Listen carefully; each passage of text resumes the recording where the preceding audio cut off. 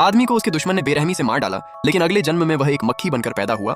हैरानी की बात यह थी कि उसे अपने पिछले जन्म की सारी यादें थीं, इसलिए वह उड़कर अपनी प्रेमिका के घर पहुंचा। उसने मेज पर गिरे आंसुओं से अपना नाम लिख दिया। ये देखकर लड़की हैरान रह गई। उसने पूछा, क्या तुम्हारी मौत एक हादसा थी? लेकिन मक्खी ने सिर हिलाकर मना कर दिया। फिर वह हत्यारे की तस्वीर पर उड़कर गई और अपने पैरों से उसकी गर्दन पर एक लाल निशान बना दिया।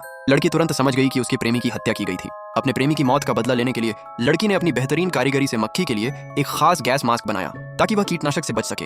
फिर उसने एक टूथपिक लाकर उसे रोज ताकत की ट्रेनिंग कराई, यहाँ तक कि एक कैसेट को ट्रेडमिल बनाकर उसे हर दिन 25 घंटे दौड़ाया। 9 और 81 दिनों की कठिन ट्रेनिंग के बाद एक ताकतवर कुंग फू मक्खी तैयार हो गई। अब बदला लेने का समय आ चुका था। रात में वह चुपके से अमीर आदमी के बेडरूम में घुस गई। उसने जलती हुई सिगरेट का टुकड़ा नीचे गिराया, फिर अपनी ताकतवर टांगों से उसे कंबल के नीचे धकेल दिया। जब अमीर आदमी को धुएं की गंध आई तब तक बहुत देर हो चुकी थी, लेकिन उसका बॉडीगार्ड समय रहते आग बुझाने में कामयाब हो गया और उसकी जान बच गई।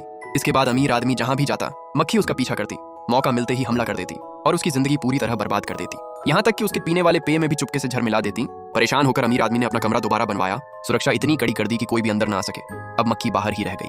कोई रास्ता न देखकर वह अपनी प्रेमिका के पास पहुंची। अगले दिन लड़की अमीर आदमी का हालचाल पूछने के बहाने उसके घर गई। मौका मिलते ही उसने एक सिक्के की मदद से चुपके से एक स्क्रू ढीला कर दिया। बस उसी छोटे से छेद से मक्खी दोबारा अंदर पहुंच गई। मक्खी सीधे उसकी अलमारी तक पहुंची और अपने तेज स्टील जैसे पंजों से उस पर हमला कर दिया। अमीर आदमी के शरीर से खून बहने लगा। गुस्से में उसने पिस्तौल निकाली और मक्खी पर गोली चला दी, लेकिन मक्खी फुर्ती से बच निकली।